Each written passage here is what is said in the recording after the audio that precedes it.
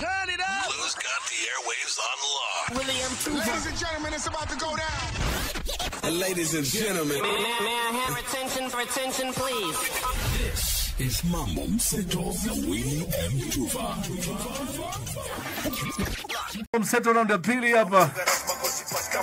Hii ni ngoma fulani ambayo ilitamba kitambo kutoka kwa msanii ambaye ni gwiji katika sanaa, unajua eh? Toka zile enzi za iyo akawachezea ngoma kama kamua pamoja na kina DNA, kina Kaya, Ken Razy. Alitoa ngoma kama Samehewa na kina Gospel Fathers. DNG amekuwa kwenye sanaa kwa muda mrefu sana, na unajua pia ameweza kufanya vitu vingi sana. Lakini baada ya kurudi kwenye airwaves kama msanii kama MC, sasa ameingia katika uongozi kama MCA. Na aliweza kubahatika kushinda katika uchaguzi huu mkuu ambao umefanyika, kiti cha pale Woodley. So nimempata hapa DNG, niko naye. Mambo vipi DNG? Niko chondo kabisa, na mzazi, nashukuru. I say hongera sana brother, hongera sana. Asante sana, Mwenyezi Mungu ni mwema, tumetoboa. I say tumeleta ushindi nyumbani. It has been a journey for you bro, kuanzia kwenye muziki. Hebu tupatie kidogo journey yako kwa mtu ambaye labda leo ndio nakusikia for the first time. Journey yangu ni hatari bana. Nilianza na muziki, nikifanya muziki 2003. That's when my song first played on a radio station. Nilikuwa nimemaliza form 4 wakati huo. Na from there nikaendelea na muziki, nikaingia mambo ya ku MC events. From events nikaingia radio. From radio nikaingia televisheni. From televisheni nikaingia mambo na acting. Ndio. Nikafungua kampuni yangu ya events and experiential marketing inaitwa 254 Entertainment. Ndio. Tukapiga bonge la shughuli na makampuni mbalimbali. Tuka-expand, tukaingia Tanzania, tukaingia Uganda. So pia huko ni makazi mbalimbali. Nimepiga shughuli India, nimepiga shughuli South Africa, nimepiga shughuli Rwanda, nimepiga shughuli Nigeria. So it's been a very interesting journey. Back to the airwaves on radio again, on television. So you know, I've had an illustrious career of about 17 years. Wow. In the music and entertainment industry. And then ukaamua kuingia kwa siasa. Nikaamua kulead watu wetu wa Woodley kwa sababu ward ilikuwa inaendeshwa vibaya. Na you know, it comes a time when if you see a mistake being done and if you see bad governance taking root, you must step up to the task and change the game and come out. Tukomboe ward yetu, na ndio kazi nimefanya.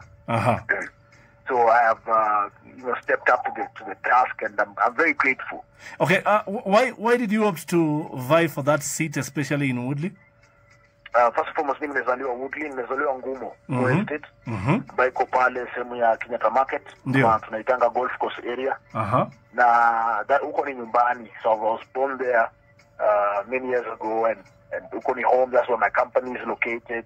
That's where my NGO is located. You know, I've invested in that area.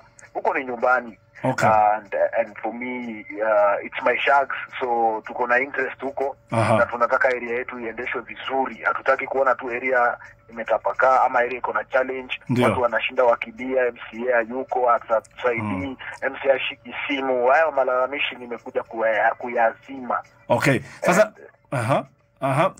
kuna baadhi ya vitu ambavyo labda ningependa kufahamu. Woodley ni sehemu gani? Kwa mtu ambaye anasikia tu, Woodley inahusisha miji gani, maeneo gani? So Woodley Kenyatta Golf Course Ward ni ward ambayo iko katika constituency ya Kibra constituency. So it's one of the 5 wards in Kibra, and the geographical territory starts at Upper Hill. It covers Ngong Road on the left-hand side towards the junction. Because the right-hand side is Kilimani, which is Dagoretti North. The left-hand side from Upper Hill all the way to Meteorological Department past junction. Wakambi ya mwisho inaitwa NCC, the Nairobi County Government Inspector Training School. That's the last polling station huko. It's a very big area. It's a huge ward in terms of geographical territory. It's massive. High-rise bado iko hapo? No, high-rise ni tofauti. High-rise ni ward on its own. but Okay. we are neighbors. So Oh, we bought a high-rise on at Armed Forces Memorial. We bought 97 ward at the railway line. We bought Sarangombe at 42, Ayani. And DAMU. Come again. So Jamhuri is also part of Woodley. Okay. Koi is part of Woodley. Adams is part of Woodley. Kenyatta Market is part of Woodley. It's a huge area. Fort Jesus is part of Woodley. Okay. Yeah, so nimetia bidii mzazi 14 months engaging my community one-on-one, door-to-door. Nimetembea, hakuna pahali sijatembea, hakuna pahali sijui. Every kibanda, every estate, every market in my ward personally. Physically, si ati kutuma watu, mimi mwenyewe najituma natembea kwa miguu. Mlango kwa mlango. Mlango kwa mlango nabisha, nafunguliwa, wengine wanakataa kunifungulia, nasema asante. Naendelea mbele. I see. So you know, ile bidii nilikuwa nayo kwa industry ya muziki ndio bidii nimeleta kwa uongozi. Me, I'm a very hard working person. Kuna bidii, I have initiative, I have drive, I have energy, I'm confident, na pia Mwenyezi Mungu amenibariki na grace na favor ya kukubalika kwa katika mioyo na akili na mentali za watu. Okay. Sasa wamesikiza na pia wanafurahia manifesto yangu. Nini ambao uliona haiko sawa na unataka kuibadilisha? Mengi. First and foremost, we have a very serious garbage management issue in Woodley. I'm very cognizant that we are the economic hub of Kibra because most of the markets are domiciled in my ward. And we have a garbage management issue where we don't have any dustbins in that ward that are public dustbins. Hakuna hata moja. Apart from the collection points, these are the massive heaps, the piles. We don't have atipali. Ukikula mahindi ndio unaweza tupa hiyo stem. Umenipata? Nakupata vizuri. So you find that a lot of our garbage ends up in our drainages.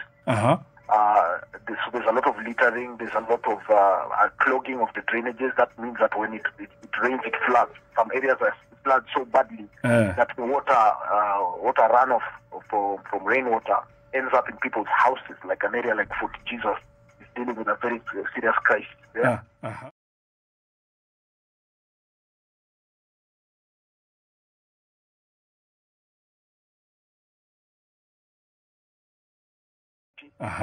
You know, the massive case that we blew up so that, you know, the security agencies can take charge. And that is the murder of our two traders at Adams sometime this year. And that shows you that our area needs attention because this is an area of trade. That means that there is money circulating in our area. But that does not mean that sasa vijana wanaweza kuja wapore watu, waue watu, wabuduki. Wanataka kusimamisha mambo kama hiyo. Tumepeana onyo kwa vijana wetu, na zaidi tunataka kupea vijana wetu kazi. Hii mambo ya uhalifu iondoke, iishe. Mambo ya crime, mambo ya drug abuse, mambo ya kukaa tu unapiga shada the whole day. Hizo vitu tunaita social vices. The only way to deal with them is by keeping our youth active and giving them something to do. Yesterday, a young guy told me he's dealing with rehabilitation and recovery from being a drug addict. So he's part of the youth that came to accompany me to pick my certificate from IBC yesterday at the Talent Center. And the guy told me, nisaidie venye ulisaidia rafiki yetu mmoja akaenda majuu. He's one of our guys who is working for me, who is now in another country doing very well in Qatar. And you know, those are some of the linkages that I want to assist my people. Upate kazi hata kama si nchini hii, uweze kupata kazi pale ili waondoke miadarati na wizi. Sasa neno lako labda la kumalizia ni lipi ungependa kumwambia msikilizaji ambaye pia ni mtu ambaye amekufuatilia kuanzia kwenye usanii mpaka sasa hivi umeingia kwenye uongozi? Kauli gani ambayo utampatia na kusikiza? Alafu pia ukizingatia kwamba Wakenya sasa hivi wanasubiri kwa hamu kuweza kujua matokeo ya urais, labda neno gani la kuwatuliza ambalo unaweza kuwapatia? So first and foremost, I'm very grateful for the support. I know people have been supporting me enormously. On my social media platforms, it's been phenomenal. It's been overwhelming on calling, on WhatsApp, SMSs. Physically, people came to vote, man. I'm a first-time candidate, but I took out a two-term incumbent. Yeah. You know what I mean? It's a big thing, and I want to say thank you to the people of Woodley, Kenyatta Golf Course World. Thank you to Team DNG, even those who don't vote here, who have been supporting me, sending me encouraging messages and things like that. I'm grateful. And in terms of as we wait for the presidential results to be announced, let's be peaceful. Remember, siasa si wadui. Yeah.